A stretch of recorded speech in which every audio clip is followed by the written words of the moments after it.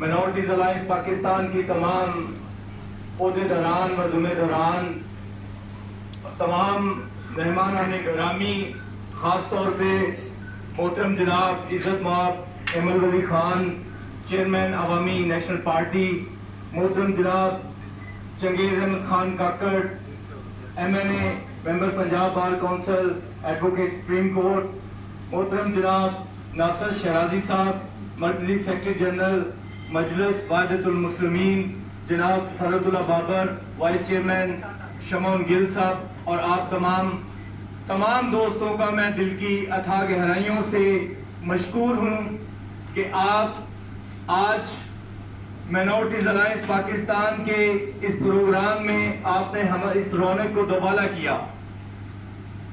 میں یہاں پہ جب تمام ہمارے شرکاء نے اپنے خیالات کا اظہار کیا تو مجھے لگا کہ ہمارے مسلم زیادہ مظلوم ہیں اور ہم کم مظلوم ہیں۔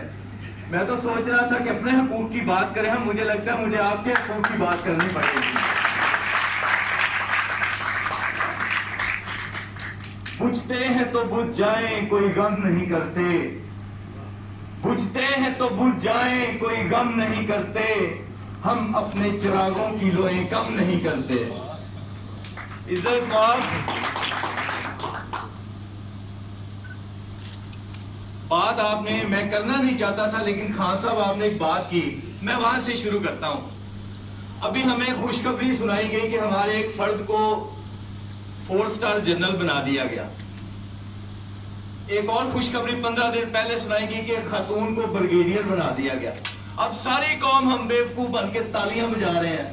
میرے جیسا پاگل بندہ سوچ رہا تھا کہ آپ مبارکبادیں لے رہے ہیں، آپ کو مبارک میں بھی دیتا ہوں، لیکن میرے پاگل ذہن میں ایک سوال آتا ہے کہ 75 سال پہلے ہمارے کیا لوگ دو ڈنگر تھے، بیوقوف تھے جن کو ان عہدوں پہ نہیں بٹھایا گیا تھا؟ کیا وجہ تھی؟ یہ کون سی پالیسی تھی؟ تو پھر اگر آپ پالیسی توڑتے ہیں یا آپ کو ہم جیسے پسماندہ اقوام کو آگے لانے کا موقع ہے حضور، تو پھر آپ ہمیں بتاتے ہیں کہ آرٹیکل 25 ایکوالٹی آف سٹیزن، تو کہاں ایکوالٹی آف سٹیزن ہے جب آرٹیکل 40 کہتا ہے کہ میں ملک کا صدر نہیں بن سکتا، جب آرٹیکل 91 کہتا ہے میں ملک کا وزیر اعظم نہیں بن سکتا، جب آرٹیکل 203D کہتا ہے کہ بحیثیت وکیل میں وفاقی شرعی عدالت میں پیش نہیں ہو سکتا، تو کون سی ایکوالٹی ہے؟ Is it equality؟ بس یہ ایکوالٹی آئین کے پریمبل میں بھی ہے اور ہم مانتے جا رہے ہیں جناب، ہمارا آئین ہے۔ ہمیں تو آرٹیکل 20 میں فریڈم ٹو پروفیس ریلیجن، ساتھ ہی پہلے لکھا ہوا ہے بلکہ subject to law, public order and morality. اب مجھے بتائیں کہ میں کہاں سے انٹرپریٹیشن لا اینڈ آرڈر کی لوں، کہاں سے انٹرپریٹیشن موریلٹی کی لوں؟ اور میں لا اینڈ آرڈر کی سوریاں تو ہمارے بڑے لیڈر بیچارے ان کو پتہ نہیں چلتا کہ کہیں نہ کہیں لا اینڈ آرڈر کی صورتحال پیدا ہو جاتی ہے اور سیکشن 144 لگ جاتا ہے، اور ہمارے دوست کہہ رہے تھے کہ ہمیں تو میٹنگ بھی نہیں کرنے دی جاتی۔ اب جہاں پہ ایک میٹنگ پہ امن و امان کی صورتحال پیدا ہو جائے اور سیکشن 144 لگے تو پھر کہاں ہم جیسے مظلوم لوگ کیا؟ لیکن ہم نے یہ عہد کیا ہے کہ ہم آواز اٹھائیں گے۔ اب دیکھیں ڈسکریمنیشن یہ ہے کہ آرٹیکل 51(6)(c) تمام ہمارا ایک MNA کے لیے پورا حلقہ پاکستان، اور 106 آرٹیکل پڑھے تو تمام صوبائی اسمبلی کے ممبران کے لیے پورا صوبہ حلقہ۔ اب یہاں پہ ہم نے پریپورشنل ریپرزنٹیشن سسٹم دے دیا، ہم ایسی جمہوریت کو انجوائے کر رہے ہیں۔ اب فرض صاحب چلے گئے پیپلز پارٹی کے ایک MNA رمیش لال صاحب، 25 سال سے وہ MNA، 25 years since 2002 میں یہ الیکشن ہمارے سامنے، کسی کی جرات ہی نہیں ہوئی اس کو ہٹا سکے، نہ کوئی ہماری سنتا ہے۔ یہ کون سی جمہوریت ہے کہ میں اپنے نمائندے کو نہ اتار سکتا ہوں نہ چڑھا سکتا؟ یہ ڈسکریمنیشن اس طرح کی ہے کہ کاکڑ صاحب کو تو ہم کہتے ہیں کہ 5 سال بعد جائیں، آپ عوام کے رحم و کرم پہ ہیں۔ ولی خان صاحب کو کہتے ہیں کہ جائیں 5 سال بعد، آپ عوام کے رحم و کرم پہ ہیں۔ تو میں PCO اقلیتی ممبران کے بعد جن کو 2 ڈیکیڈز 20 سال 25 سال ہو گئے، یہ تو مسلمانوں کے یہ ڈسکریمنیشن آپ کے ساتھ ہے، آپ اس کے لیے آواز اٹھائیں کہ ہمیں تو آپ بھیجتے ہیں کہ 5 سال اور ووٹ لے گئے۔ یہ جو آپ نے ریلو کٹے بٹھائے ہوئے ہیں جو 20 25 سال سے سیٹوں کو انجوائے کر رہے ہیں، ان کا کیا انجام ہے؟ تو یہ اس کی ڈسکریمنیشن میں گزارش کروں گا پولیٹیکل پارٹی سے کہ وہ کی جائے.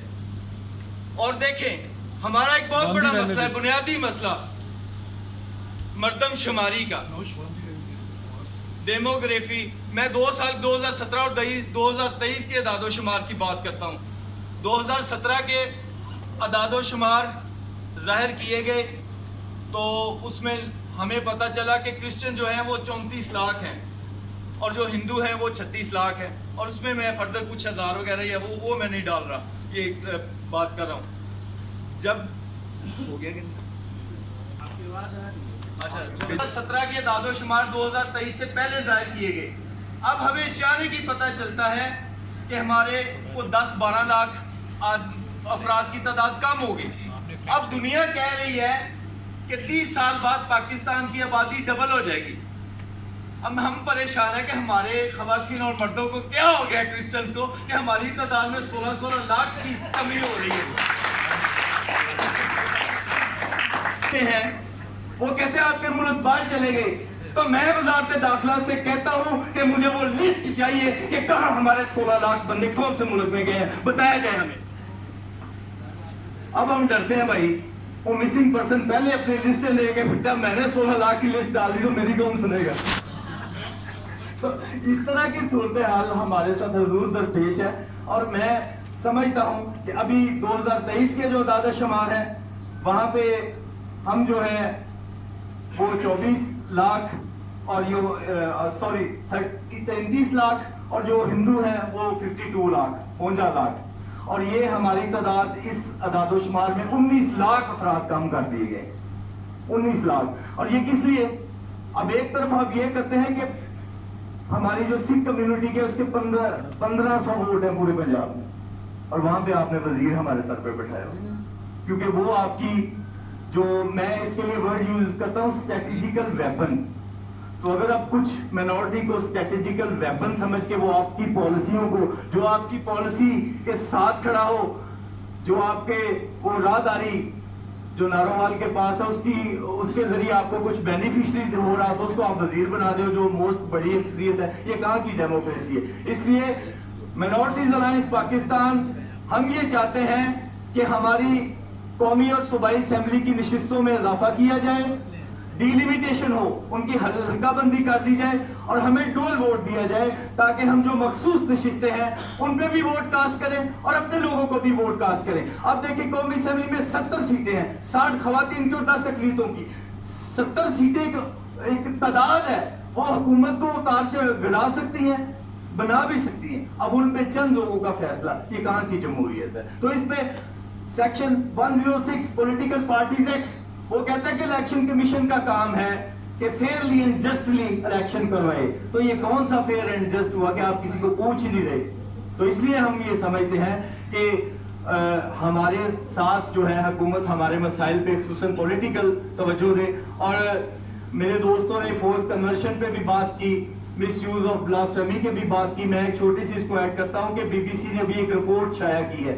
ایک جماعت نے یہ 6 ماہ میں 400 لوگوں پر ایف آئی آر کٹوائیں, اور ان کی جماعت کی ڈیمانڈ پہ اب جہاں پہ بلاسفیمی کی 295 بی اور سی کی دفعہ لگتی ہے وہاں پہ ساتھ اینٹی ٹیررزم ایکٹ کی بھی دفعہ ان کا مطالبہ تھا کہ وہ لگائے, جب وہ بھی لگ رہی ہے تو ہمیں تو آپ دوری سلیپ دے رہے ہیں, دوری پھانسیاں دے رہے ہیں.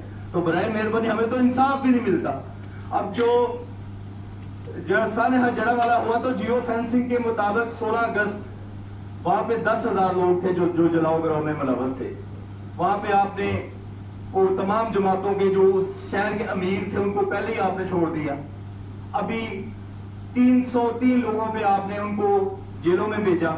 اب 12 لوگ ہیں بس جیل میں.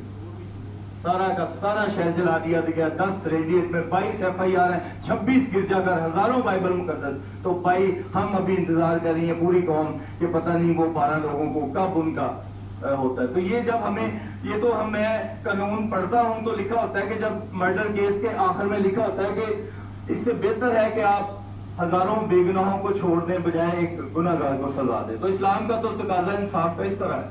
تو یہ کون سا ہے کہ جن لوگوں کو ملوث کیا آپ ان کو بھی انصاف کے کٹہرے میں بھی لاتے, تو ہم کہاں جائیں؟ اس لیے ہم نے سوچا کہ ہم اپنی جو پولیٹیکل پارٹیز ہیں ان کے ساتھ انٹریکشن بڑھاتے ہیں. ہم ایک جمہوریت پہ یقین رکھنے والے لوگ ہیں, ہم جمہوری عمل کا حصہ بنتے رہیں گے, اور جس طرح آپ نے کہا کسی ڈکٹیٹرشپ کے ساتھ کوئی کمپرومائز نہیں. ہم چاہتے ہیں کہ جمہوری عمل, یہ میں آپ کے حق کی آواز اٹھا رہا ہوں کہ پاکستان میں فیئر اینڈ فری الیکشن ہو جائیں, لازمی ہونے چاہیے, اور جو لوگ جسے چاہیں وہ اسمبلیوں میں پہنچائیں اور وہ حکومت بنائیں. یہ ہمارا مطالبہ ہے, اور میں سمجھتا ہوں اسی پہ چل کے ہی ہم پاکستان کو قائد اعظم کا پاکستان بنا سکتے ہیں. تو میں